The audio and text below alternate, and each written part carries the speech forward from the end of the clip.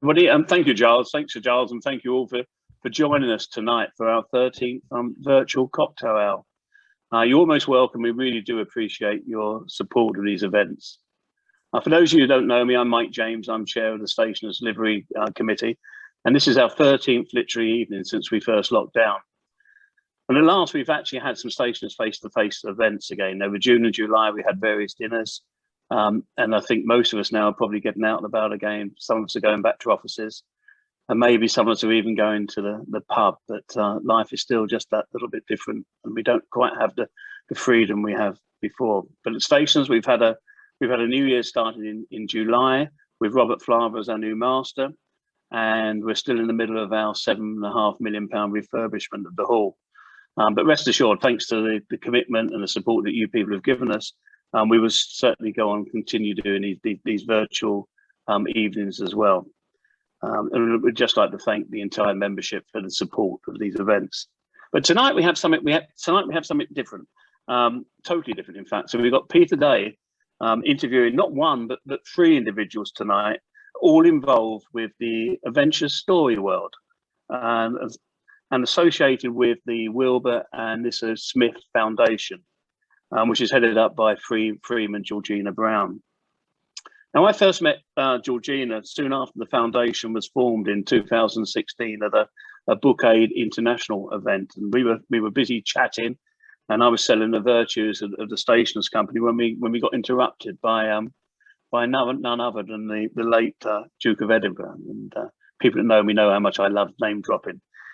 Georgina soon joined the stationers company, and since then the Wilbur Smith Venture Prize event has actually taken place twice at Stationers Hall. So tonight, as well as Peter and Georgina, we're joined by authors David, D.V. Bishop, and Rachel Joyce, and all of them have been interviewed by Peter. So without further ado, please sit back, charge your glasses, and enjoy our cocktail hour with Peter, Georgina, Rachel, and David.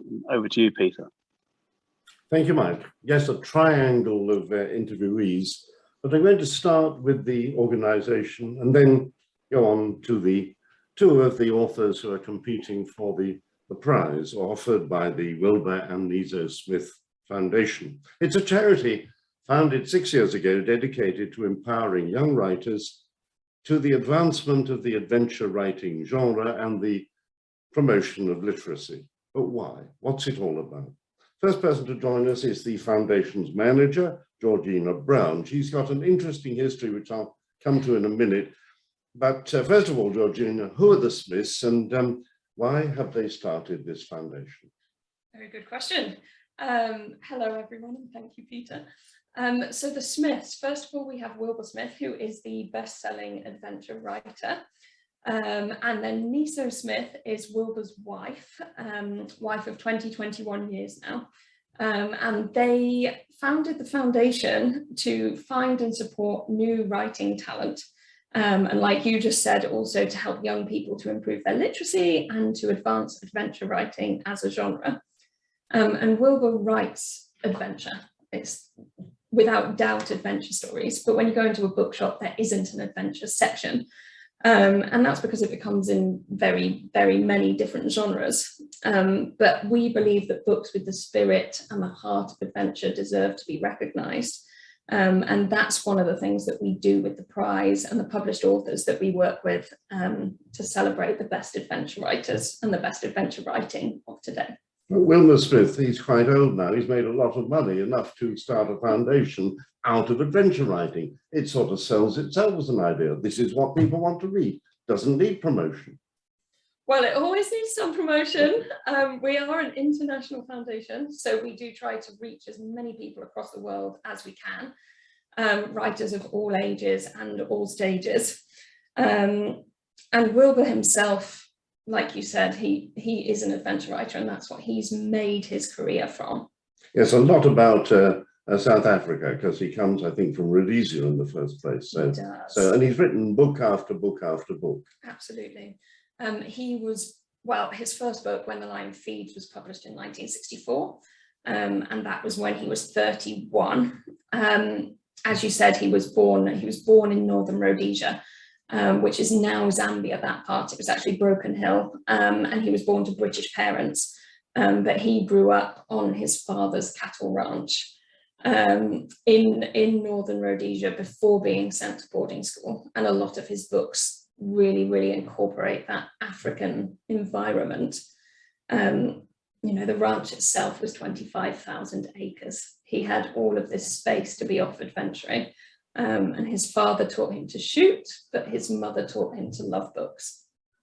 And he eventually had a publisher who became his agent, Charles Pick, who said, and it's something that perhaps you tell your young people when you're mentoring them, write only about the things you know well and write only for yourself. And that's a cracking piece of advice, isn't it? Yeah, absolutely.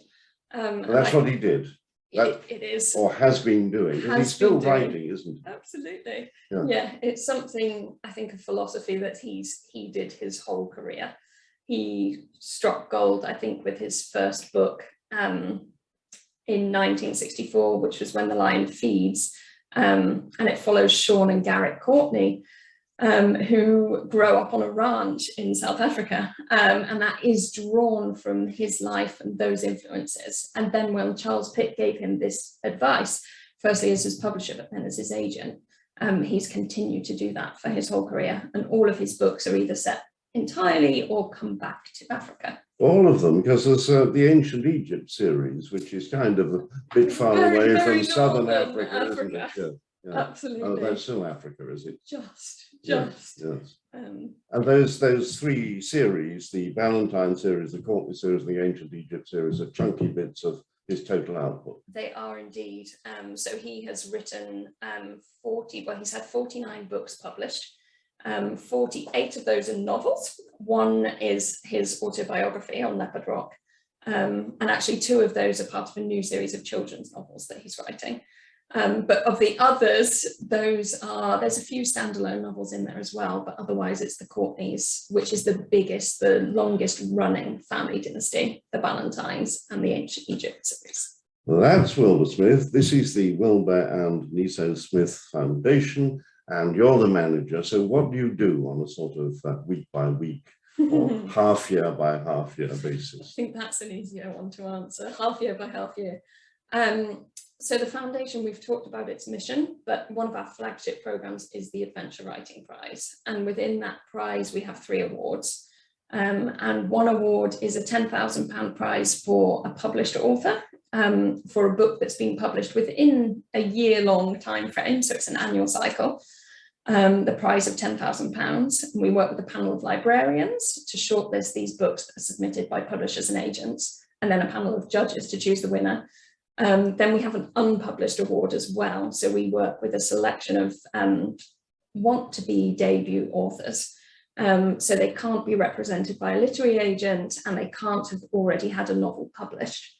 And they submit to our prize. Unfiltered, this is. They send them in, do they? They do send them in. That's a dangerous process for you. You get cascading ideas. Absolutely, absolutely. And adventure itself is a broad genre. So there's all sorts of things that we read through those manuscript submissions. And then we also have a Young Writers Prize, which is the author of tomorrow. And that's split into age categories. It's short stories by 11 and unders, 12 to 15s, and 16 to 21s. And they can write up to 5,000 words under the brief of a short adventure story. Don't adventures come absolutely naturally to a child? They all write adventure stories. I think that's fair to say. It's really interesting, particularly within the young writers, the difference we see as teenagers really start to grow up and they start to try to be something in their writing. We can see that difference happening. So really the 11 and unders and the 12 to 15s, a lot of the time it's real unfettered imagination. And then the 16 to 21-year-olds is a little bit more guarded, but the quality is incredibly high. That needs quite a lot of organisation to reach those people and then to read all the things that come cascading in. How many manuscripts do you get? It is just over 700. I think we had 732 this year in total. And do you want more, or do you, all I mean, people yes, with we do. It's a nice with problem children to have. and grandchildren tell them to send them in? Absolutely, please do. Look on our website and you can see the criteria for next year. But we do also work with a fantastic team of volunteers that we recruit every year to be the first filter to read those manuscripts. And we train them in what to look for, what adventure means. And then once we get essentially a long list from those, they come back to the foundation and we talk about those in terms of which of the young writers are going to be shortlisted. I still think it's quite a difficult concept to get your head round, because isn't nearly every novel is an adventure novel, isn't it? Ooh, I don't know if nearly every novel. An awfully high proportion. We have some. There's a story, a journey, things happen, jeopardy, all those good things that have to happen are part of the adventure. I think so. We have some very broad guidelines that will allow people to see whether their stories fit within our criteria. And those are a journey, by which we mean a physical journey. So that can be historical or geographical, but what we don't really look for is a solely emotional or psychological journey. Then we look for themes of courage, endurance, resourcefulness, bravery, which you would think any protagonist with obstacles put in their way would probably show those traits. So again, very broad. And then we expect as a reader to experience a different reality or culture. So like you say, they are very broad, and this means that we do, when it comes to the long list and the short list, really try to encompass the idea of an adventure for everyone. So what we want when we get to the short list is an adventure story on there that will be your cup of tea, but something will also be your daughter's cup of tea, or your father's cup of tea, or your husband's cup of tea. On the short list, but somebody has to win, and that's what we're going to talk about in a minute. Exactly. So we have a panel of judges who help us decide that. It's all apples and pears, though, because you say when you look in a shop, there aren't adventure stories, so they're all different sorts of rollicking good yarns, effectively. Absolutely. It's something that is an adventure at heart, that has those traits that we just talked about, that takes you on that journey, that shows you bravery and resourcefulness, and lets you be transported to experience a different reality. And whether that's historical or a different culture, they could both be included, which both of these books and authors joining us tonight do. How did you come to be running the foundation, Georgina? You ran away from the circus, is what you say, but I not altogether believe that. But anyway, how did you come to be here? The simple answer is that I answered a job ad that I saw in The Guardian. Smart girl wanted to apply within. Almost. I thought the role at the foundation looked absolutely fantastic. In terms of the scope of things it would allow me to do, but also what they were trying to do with the foundation to support writers and to promote literacy and help young writers. So I applied, but my background is really arts management, and a lot of arts organisations are charities. So prior to this, I'd worked at Bournemouth Symphony Orchestra, and I worked at the National Centre for Circus Arts as their development manager, which is why one day I made the decision to run away from the circus for a life of a different kind of adventure here. That's what you mean, not quite literally. You weren't. I wasn't performing. You weren't in the ring. In the ring, no. No, I wasn't. Didn't you want to be? You know what? I did it a lot as a child and a teenager.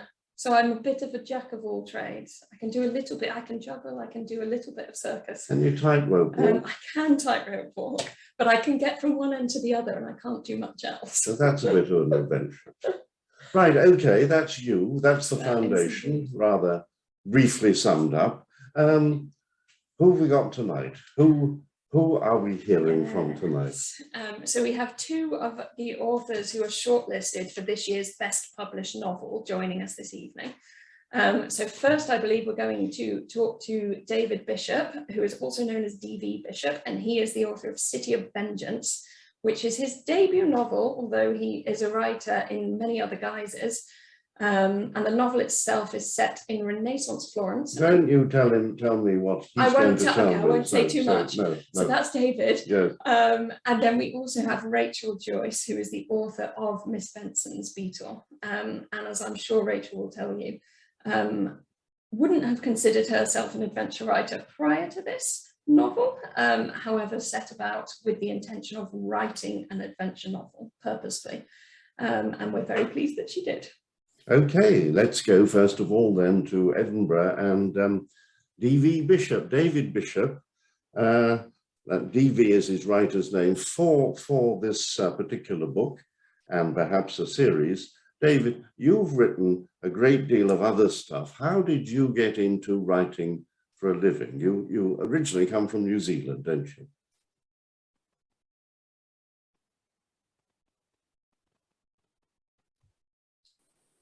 There we go. Okay, hopefully you can hear me now. Yes, yeah. Good. Yeah. I said, how did you get into writing for a living? Because you've been doing it all your life, haven't you? I have. I was, as you said, I'm from New Zealand originally, and I was a daily newspaper journalist in New Zealand. And then I immigrated to Britain, gosh, 30 years ago now. And I worked in comics. I was a comics editor. So I worked on a character called Judge Dredd, who's sort of a future policeman, if you will. So I worked on Judge Dredd and related comics for 11 years.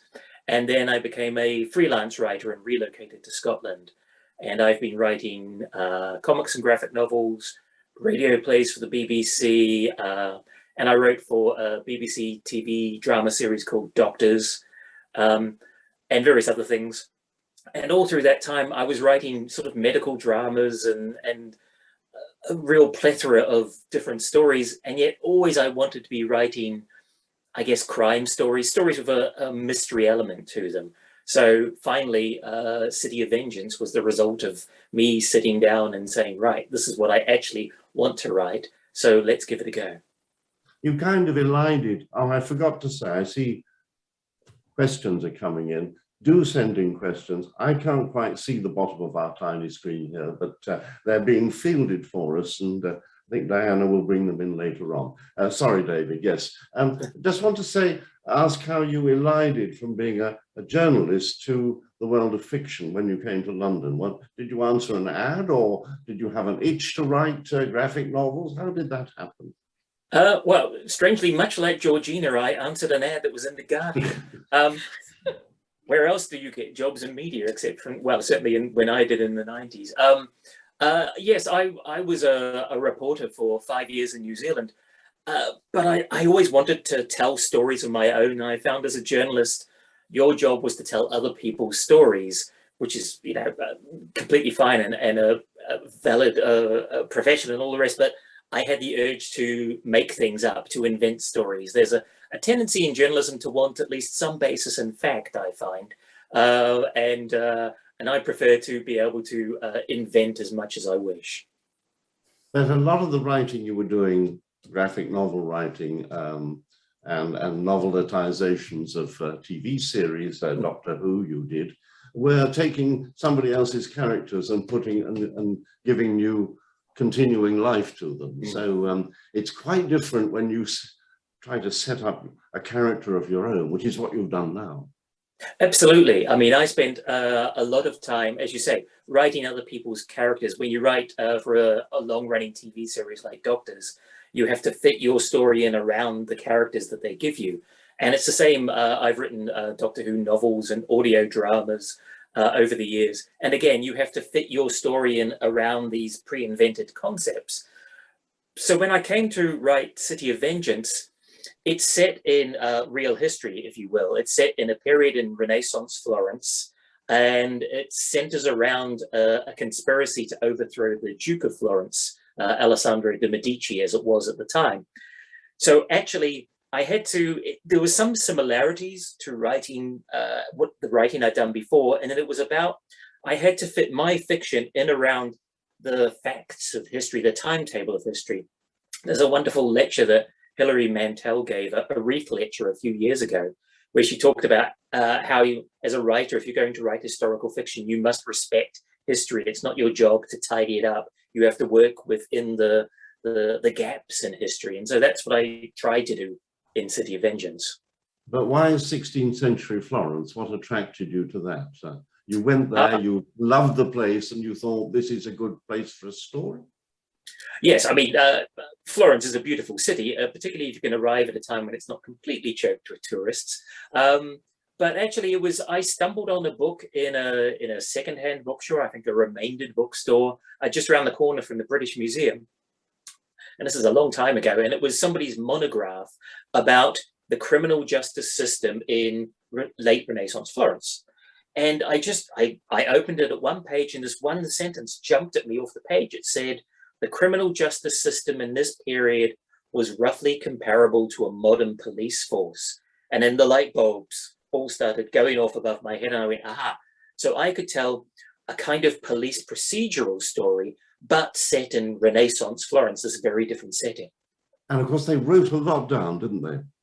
Oh, yes. Yes, it's incredible. The archives that still exist in Florence, you can go and, if you're A, fluent in Italian, and B, able to read their handwriting, both of which are challenges for me.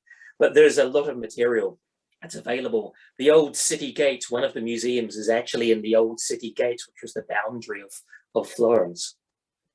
And this led you to invent a character, a detective, a member of the, what are they? The detectives of Florence.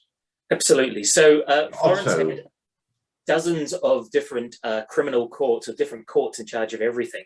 And one particular court was known as the Otto, and it was the most feared criminal court in the city. And my character, my protagonist, Cesare Aldo, he's an officer of the court. So it's his job both to enforce the law and also to try and prevent crimes happening. So he's an officer of the court, but he actually lives outside the law at the same time, because the nature of who he is, the secret that he carries with him, that he tries to protect, means that he's always in danger himself. It's terribly clever to do this, because you can do all sorts of description of the city and how it works, and the Jewish community, which is a very important part of this book. And you can give us a lot of the detail you boned up on through the eyes of your detective. He's all the time spotting details that are fascinating to the reader, but they're also part of his life as a detective. That's extremely clever, sort of dual-edged twist, if that's the right way of describing it. It's the opportunity, but I would say it's also the challenge of writing historical fiction or a setting that may be unfamiliar to your readers, in that you want to give them enough information so they can picture the place, so you can immerse the reader in the location. But you have to be careful that you don't say, I've got all this incredible research, I must now share it with you whether you like it or not. It's the I've got it in my heart, now it's your turn syndrome. So it's always, you want to be careful of finding that balance between the two. And you think you've done it? Hopefully. I mean, I'd like to think so. People seem to be responding well to the book, so that's pleasing when you're an author. You want to be read. Took a long time to write this, didn't it? Well, I think actually it took the longest time I spent not writing the book, because the monograph I mentioned, the inspiration, I think I first saw that in the late 90s.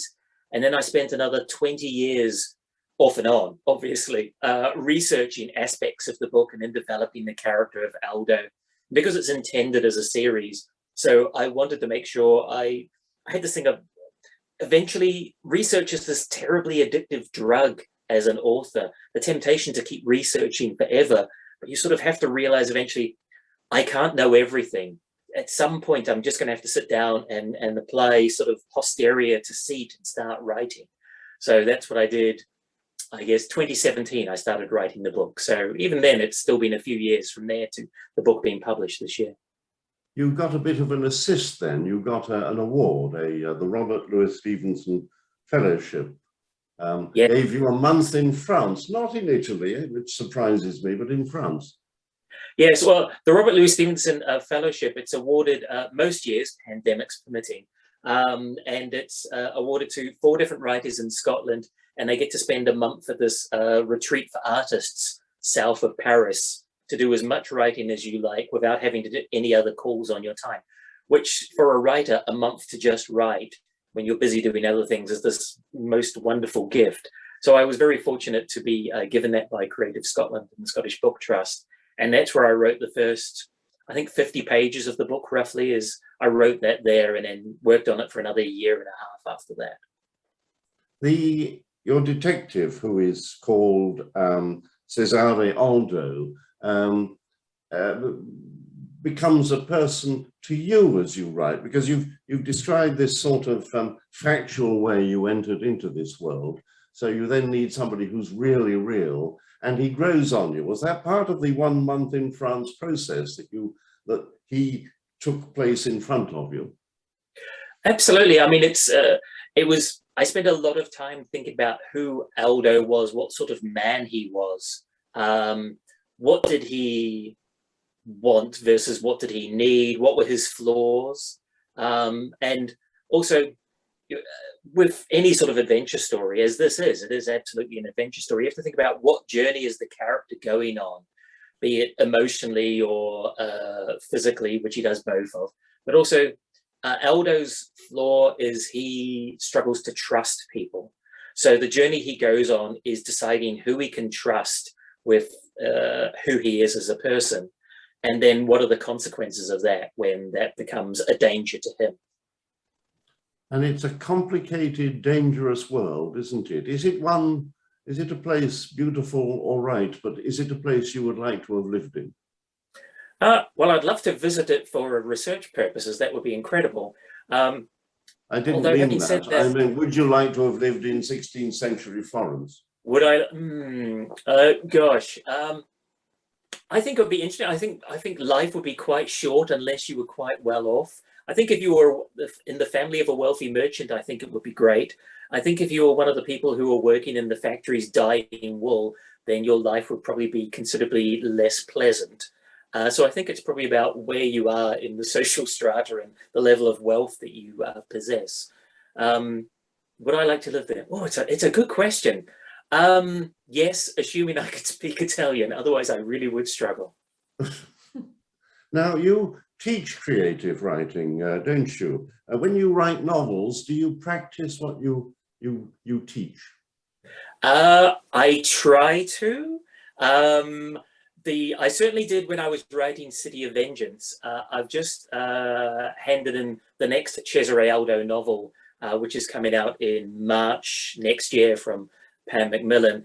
And I wrote that during lockdown, and I made the mistake of not practicing what I teach, which is that I didn't have much of a plan when I started writing the book. And I was trying to write an unplanned book during lockdown while teaching online at the same time.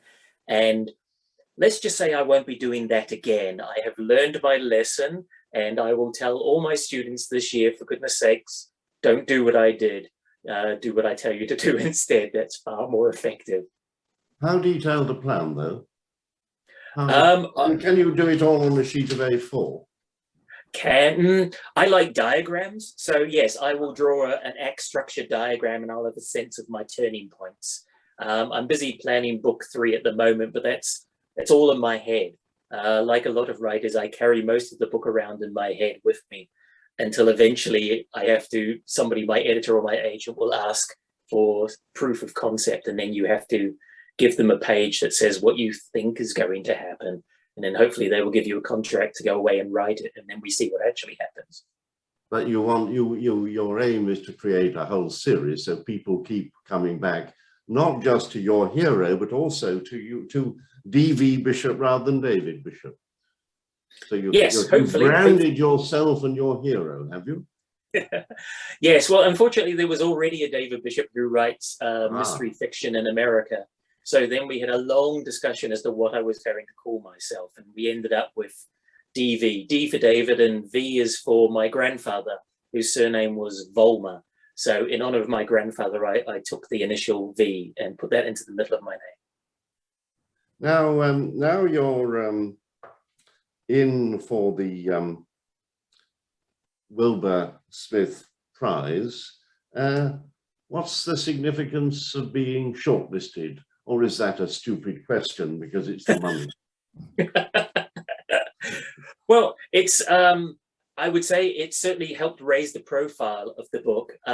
Like a lot of authors, when your book comes out in the depths of lockdown, when all the bookshops are shut, it's, you know, my online launch, it was lovely, but it's not the same as being in the room with people. So something like the Wilbur Smith Prize helps to raise the profile of the book. It means people will try the book who wouldn't have touched it otherwise because they simply wouldn't have heard of it. So that's wonderful. And it's, for me, it's also to be associated with the foundation, which does such amazing work with, you know, young writers and with promoting literacy. I mean, those are two causes I'm, you know, as a creative writing teacher, I wholeheartedly endorse.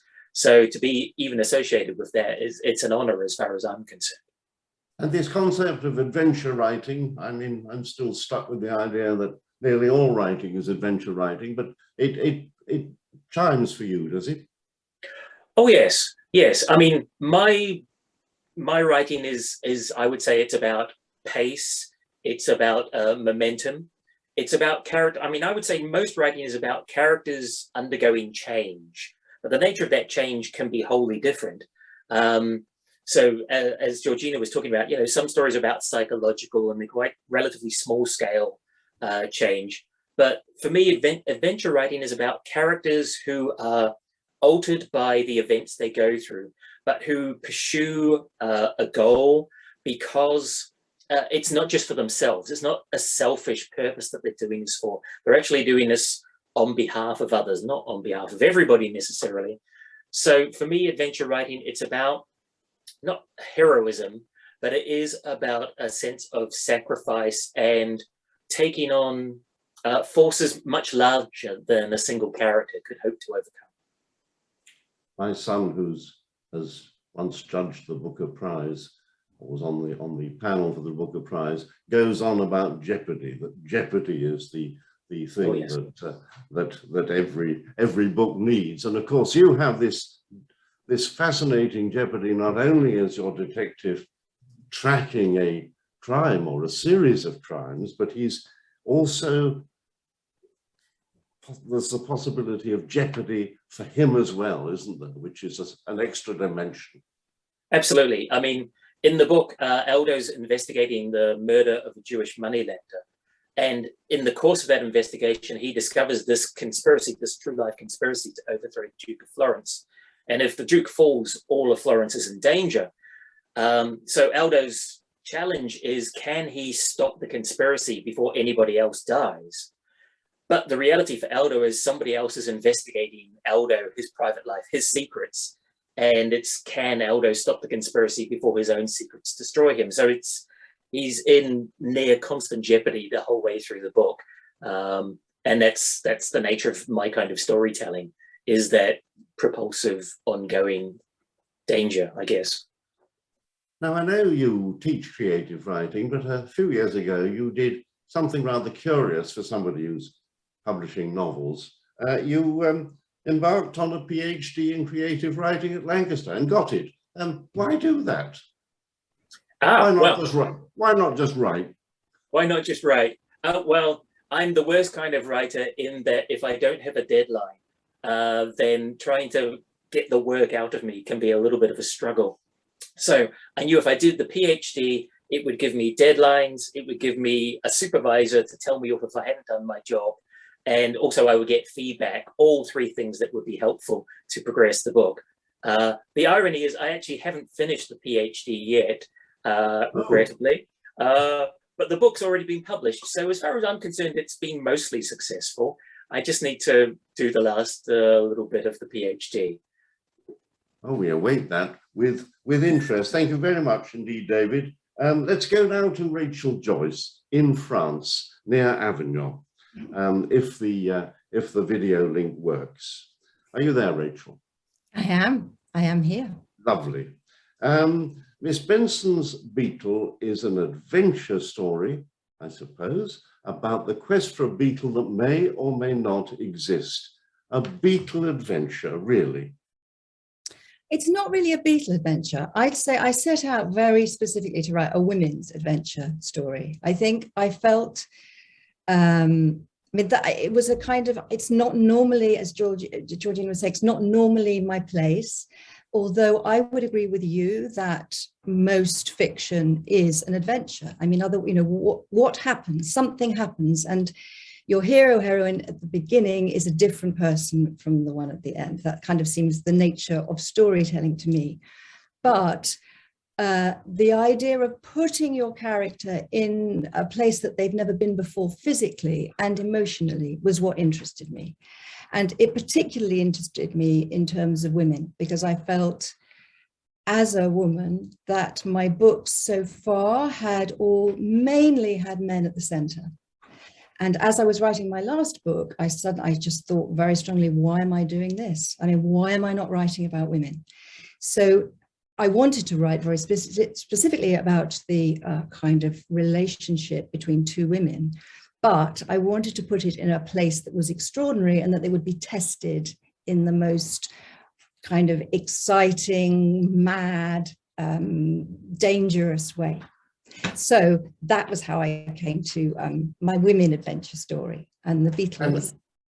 I don't think it's a woman's book, though. It's a book about women. I mean, I can't see that you have to be really female to properly enjoy it at all. I think it's a very generally readable book. Well, I mean, I hope so. I mean, as women, we hope that men will read our books just as we read men's books. It kind of, and there is a lovely comment from Michael Clark saying that he enjoyed it. So I'm very grateful for that. Thank you, Michael. But I did, to begin with, wonder if men would read it. But it still felt important to me to do it. It felt really important to me as a woman and as a writer to write. And in fact, when I started off, there was supposed to be no men in it at all. That was the kind of, I really researched the genre. I read a lot in that genre.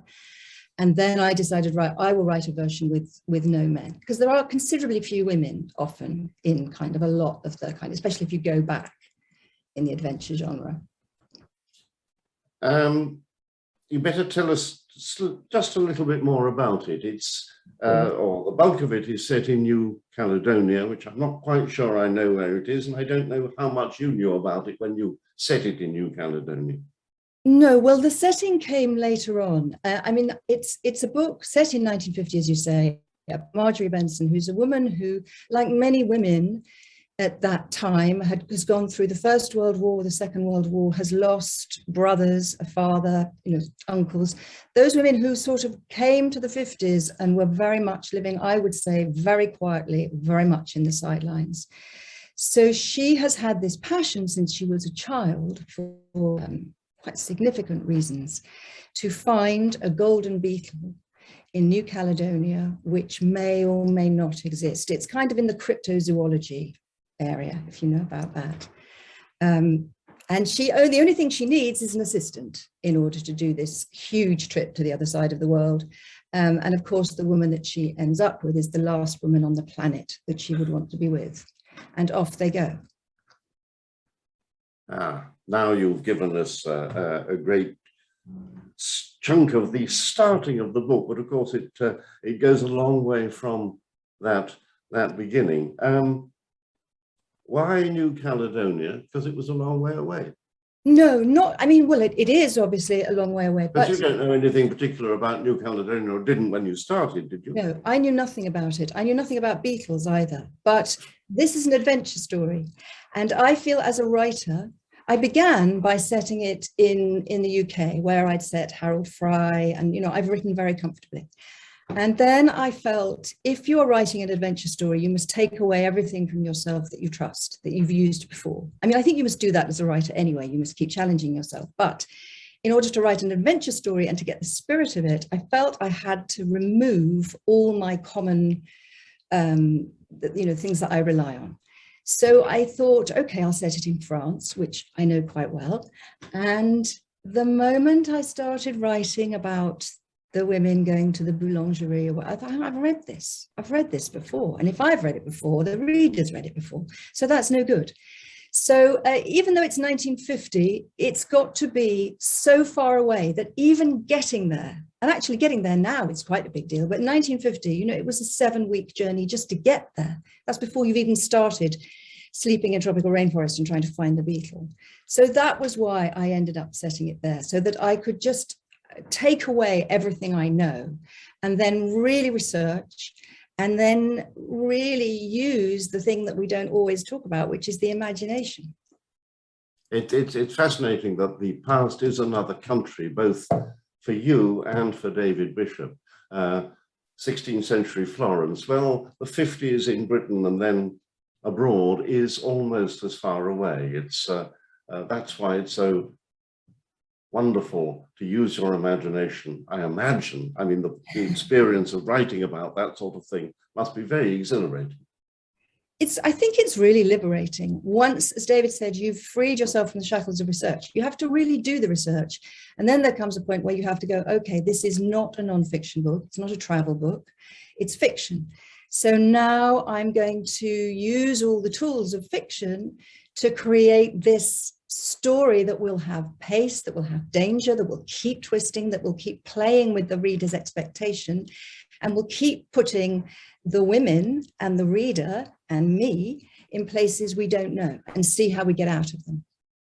A friend of mine who's a writer once said that you take, and she was talking about writing generally, but I think it's very true of an adventure story. You take your character, you stick them up a tree, and you just throw as much stuff at them as a writer as you possibly can to see when they fall out. David Bishop failed to draw up a plan for his second novel. What about you? Do you draw up plans for novels? I'm terrible. It looked as though you tested it out in various places, so you didn't draw up too thorough a plan. I'm terrible with plans. I try to plan because I know everybody says you should plan. But I now think that my best planning comes after I've written the book. When I've written the book, I can really see what the plan is. But I have to get in there. I have to find out. I have to surprise myself as a writer. That's what, and I've got to be in control of it. But sometimes I think, oh, this is what will happen. And then I write it and I think, no, that's just, that's not plausible, or I saw that coming. So I'm a terrible one. I'm the advert for what you shouldn't do, in that I write the beginning over and over and over and over again, just trying to find that first step. And then I know the points I want to hit, like the structural walls, but along the way, I know I'm going to go to places that I haven't expected. And some of them will be really wrong, but that's fine. I'll cut them. Let's talk about you. You were an actor, quite a well-known actor for 20 years. Why did you start writing after that? Well, I've always written, is the truth. I mean, even since I was a child. In fact, when I was 8, I did write my autobiography, which is as yet unpublished. It was about my poetry, actually, which I felt the world hadn't recognized because it hadn't read it. But so I've always written, and I think it's where I'm most comfortable. Having said that, I didn't feel ready in my 20s to show anyone my writing, and I've always been passionate about theatre. And I was lucky in that probably, well, I went to university, but then I went to RADA at a time when you could, get a grant for both. And there was a lot more theatre. It's just the truth. So I could do seasons of rep, which I did. I worked with the RSC, I did the National. I had a really, a kind of really exciting career, but I wanted to write. That was the thing I wanted to do. And in fact, David, I was in an episode of Doctors. And that was when I just had my 4th child. And I thought at that point, what are you doing? What are you doing? You're staying in a hotel in Birmingham with a baby and you want to write. And now it's time to commit to that. So actually Doctors was the last piece of acting I did. But I would have thought that writing is a very extrovert activity. That acting is a very extrovert activity and writing is a very introverted, closeted sort of activity. Completely different mindset. Well, I think it's a common misconception about acting that, actors are all extroverts. I think it's a brilliant career. It's a brilliant profession. It's a very tough profession. And now there is a huge kind of focus on actors kind of showing, just kind of being on your Instagram, so that you have to look as if you have a huge following. When I was doing it, it was about the work. And the work is like writing. It always reminds me of rehearsing is like writing, that process of discovering the truth, and that you take what you know and then you make that imaginative leap from what you know to what you don't know. It's the kind of most generous act of empathy, I feel. It's also, it's hugely creative acting, but I don't feel you have to be an extrovert to stand on stage. What you have to be an extrovert to do is all the Instagram, Twitter, all that stuff. And I hate all that stuff. So I got out at that time. But actually I felt that it's almost like similar muscles. I'm just using them in different ways now. And actually it does suit me very well to be writing at home. I like that. This is your 6th book, isn't it? Or am I right in numbers? I think so. I'm not very good at counting. I'm not very good at, I think it is, yes. What links them together? Is there a journey? Some of the other ones are certainly about journeys, aren't they? I love a journey. I think a journey is such a good way into a narrative because it offers you the chance for your character to leave behind what they know. And I believe that in leaving behind what you know, you become more open to change and to new possibilities. So pretty much all of the books have had a journey in them of some kind. Though, one might be a musical journey. But this is the most outright adventure I've written. But this is as much a psychological adventure as a physical journey. I've made sure that the two went hand in hand, but I do believe that if you're making that kind of commitment and that kind of adventure and experiencing life in the way that these two women are experiencing it, it's inevitable that you will change. You have to change. Otherwise, the journey it's been for nothing. And it means that you are closed. And in fact, there is a man in the book who wasn't supposed to be in the book, but came into the book, a kind of round the back door. And he, I would say, is one of the most alarming characters I've written, because he is incapable. He is so damaged by war and what he's seen that he is incapable of empathy and incapable of change. You describe it as though he pushed his way in almost without you being responsible for it. Well, I always think that as a writer, you are responsible. You're definitely responsible, but you must listen to what's going on. You must listen to the story. You must listen to your idea of the characters. And because I do spend a lot of time before I write really thinking about the characters. But as I said at the beginning, it was supposed to be a women's book.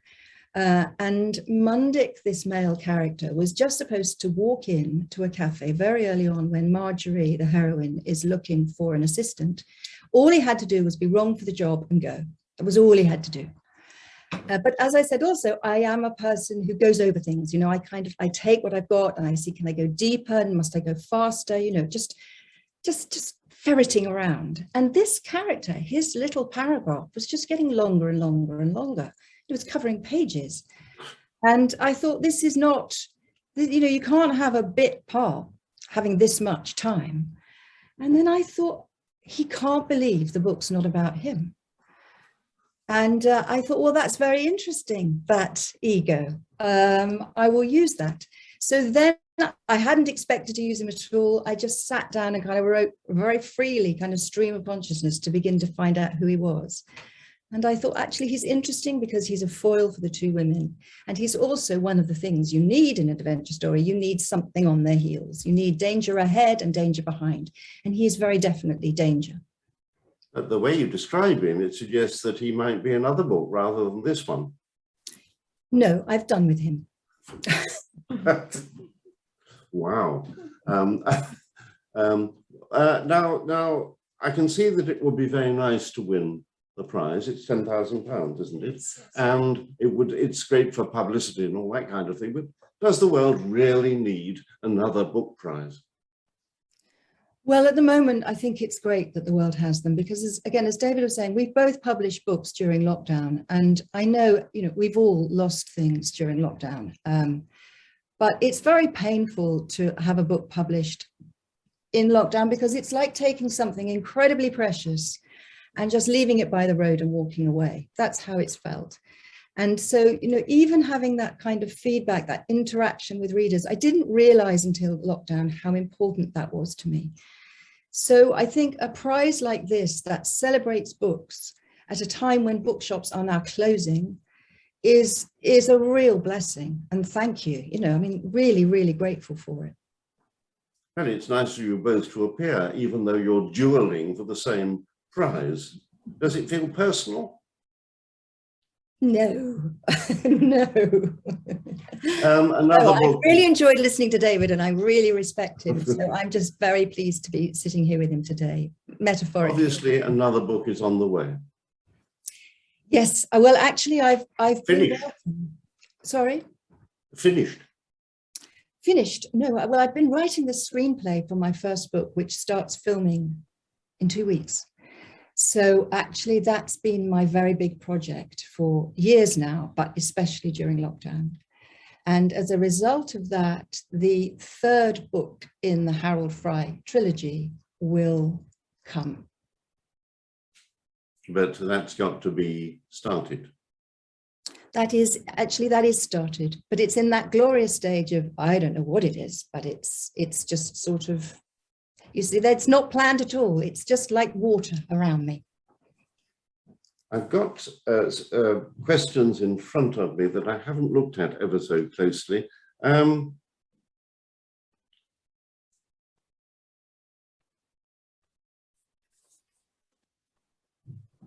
I've got a question which I don't understand, so I'll ask it to both of you. A creative writing student, Joseph David, asked, please explain what is meant by proof of concept. That sounds a bit scientific to me, rather than novelty-ish. Anybody have a go at that? I suspect that that might be my fault. I talked about proof of concept. Did you? Proof of concept, as Rachel was talking about, when you're writing a book and it hasn't gone anywhere yet, when nobody else has seen it, it can be a little bit like trying to gather water together and persuade it to go in a direction you would like it to, and to find its shape, and story eventually finds its shape. But you reach a point where the book's gone as far as you can take it as a writer, and then it has to go out into the world. It has to go to your agent if you have an agent, or an editor if you're working with an editor, or somebody else. You have to give it to somebody else to read. But it's that moment where the book leaves you and it goes to somebody else. And if you're working with an editor or an agent, they will ask you, what is your story about? Inevitably, that's the question that comes up. And it's your ability to express in a page or even a paragraph or just a few sentences what your story is about is a way of thinking of it as proof of concept. If you're trying to persuade somebody else that they should invest in your narrative, in the story that you wish to tell them, then generally you have to provide some sort of proof of concept that will hopefully entice them to pick it up. Rachel, a question for you. Did you visit the locations you write about? No, I didn't. I couldn't. I mean, actually, I couldn't at the time that I was writing Miss Benson's Beetle, even though it was before I'd even heard of lockdown, because I have a family and I couldn't take that time away. So for a long time I was unsure whether I could do it. But you know, I wrote a book about a man walking the length of England, and I'm not a man, and I haven't walked the length of England. So again, you know, I think it is important to kind of go, yes, I know I'm not a lot of things, but how can I get there in my imagination? And so it's for you as a writer, you find your way, you know, you find your props, you find the tools that make your imagination, you know, just really excited and zing. And for me, I found a lot. I mean, I relied on Google Maps quite heavily for Harold Fry. With New Caledonia, that's just hopeless. So then I had to rely a lot on journals, diaries, a lot of explorers who'd been to New Caledonia. It was also a post for GIs during the Second World War, and there are some hilarious pamphlets that were sent out to GIs about how to survive in a French-speaking country. So those were all useful. I really pored over maps. There's no fiction that I could find set there. So I was kind of in really new territory, but very well researched, and then alive to, you know, for instance, I sensed, as David was saying, when I set in my pitch, I talked about these two women finding themselves or some kind of significant truth on the top of a red mountain. I had no idea whether there would be one there, but in my imagination there was, and lo and behold, I did my research, and exactly where I thought there would be a red mountain, there was. So that's the mystery and brilliance of imagination. It should be trusted more. Another question for you about what's the difference between script writing and writing a novel? Oh, there are many. Well, you've got to think about your genre. I mean, again, like David, I come from a very strong radio background, radio drama. That's where I began. And I think it's a brilliant way to learn, to kind of make the shift into writing, because it's such a, you have to be so disciplined as a writer. You know, it's so easy to turn the radio off. And so you must use all the tools you possibly can. I think you really must know about structure, those points that people expect in stories that they may not necessarily know that they know, but when you hit them, it's like a bell going off inside you. You know, you think, yes, that was right. There's kind of act 1, act 2, midpoints. So kind of, you've got to understand the genre. And so, yes, going to screenplays, I mean, I think I understand my way around the structure of a story pretty well. So then you just have to look at how you're going to retell a story visually, completely visually. And for me, that's an exciting challenge. Yeah, absolutely. And it is that thing that Rachel's saying. It's how do you externalize the internal? Because so much of prose fiction, it's about sort of the inner life of characters, what they're thinking, what they're feeling, how they're responding in the situation. And then for screen purposes, if it's TV or even more so in film, is that you have to find a way to represent that visually and cut as much of the dialogue. And you can't have, well, you can have characters monologuing, of course, but it's frowned upon. So it's how can you make what's happening inside a character visible on the outside? An actor will get you so far, but hopefully the writing will too. We're getting some terrific advice on the art, craft, skill of writing itself this evening. And I've got, I think, probably the last question from Geraldine Allinson, who says, what would be your advice to would-be authors? Should they go ahead and write and try and find a publisher, or should they go on courses and get a qualification? David, first of all, you, because you've done both, haven't you? Yes, well, in fact, and I run a creative writing program at Edinburgh Napier University. But what I would say, and it sounds like I'm about to do myself out of a job, nobody needs a qualification to write. You don't need to do any sort of a degree to write at all. Anybody that tells you you need to do an MA in creative writing to write a book is trying to sell you something, frankly. Possibly snake oil, who knows? But you don't need to do any sort of course to write. They can be helpful. They can give you a community of writers, a network of people with a similar vocabulary. They can give you those things I talked about earlier, feedback, deadlines, all of those are useful. But actually, all you need to do to write is pen, paper, keyboard, imagination, enthusiasm. It's what happens at the end of the writing process. If you want it to be read by other people, then you have to sort of engage with an industrial mechanism effectively, because it is a publishing industry. So it's your choice, whether you're writing for yourself because you've got a story you want to tell, or whether you've got a story you want to be read. And that's a big distinction. Last word, Rachel. Well, I think that was brilliant advice, but I would say just to anyone who is interested in writing, you must write every day. You must treat it as seriously as a gymnast, or, you know, you must keep practicing, keep looking, keep finding out how you see the world around you and then translate it into words, because we're all different. So find that. And then I would say, and it took me a long time to realize this, that doubt is a huge part of writing. Just every day there will be doubt. So, okay, go, I know, I'm going to think I'm rubbish. I'm going to think my writing's rubbish. We'll just park that there. Thank you very much. And you'll keep going, and you must keep going.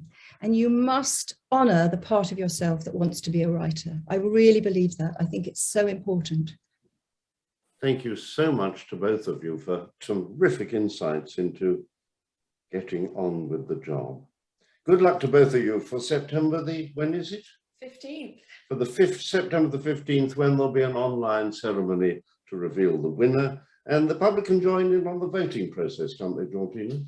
They could, but we've actually closed the public vote. So now we've got our judges' vote coming up, and the two will be put together to decide the winner. However, we will be doing a giveaway on our Twitter, on social media, of the full shortlist. So if anyone would like to try their hand at winning a copy of the shortlist, then make sure to go and see what we're saying on Twitter. Many thanks to you all, David Bishop, Rachel Joyce, and many thanks to Georgina Brown for bringing us all together. Back to you, Mike. Thank you. That was superb, and a special thank you to Peter for doing the interview, as always, Georgina, Rachel, and David. After 18 months of the lack of foreign travel, I think both books perhaps don't make you want to get on a plane, but perhaps want to make you get into a TARDIS and go to different times and different places. Also, there was a theme running through there of the series Doctors, and I just happened to learn that our learned Clark, was also in an episode of the Doctors in the past. Oh, how many? 3 episodes. Oh, he's showing off now, you see.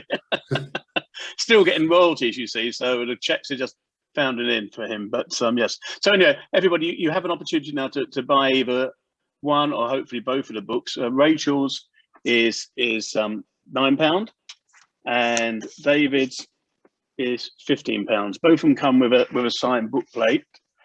David's is actually in a lovely envelope and book plate, which is made by a stationer in Florence. And hopefully that stationer could be a member in the future. So we will follow up on that. But again, if you've got the books, I can see a number of people have actually got both books already. If you'd like one of the book plates, then again, please just get in touch with me. So if you'd like the books or a book plate, then get in touch with me or the stationer's office, and we will send the books out in early September. The profits will be shared between the Stationers Foundation and the Wilbur Smith Foundation as well. So thank you for your support. As I said at the beginning, this is one of the many events we're organising. We're putting together a whole range of future events, these literary events. Next cocktail evening is on the 16th of September with Stationer and our good friend David Mira, who was our previous chaplain. And his book is actually about Betjeman, but in a different way, looking at Betjeman's architecture. So that's going to be interesting. I'm sure Peter will also ask him about his very interesting life as a member of the church in London. Following that, on the 13th of October, we've got John Hillary, whose acclaimed book, From Refugees to Royalty, tells the story of the Messel family and the Nymans estate. So again, that should be interesting. So thank you, everybody, for joining us tonight. And just before I go, in Rachel's book, there's actually a really inspiring last paragraph, which I think is worth reading. And it goes: swiftly, she found a passport, notebook, boots, toothbrush, a few things, rolled them into her sleeping bag. She didn't know if she was going to Scotland first or North Caledonia. She didn't know how she was going to get there or when. But the real failure as a woman was not even to try, and she was going.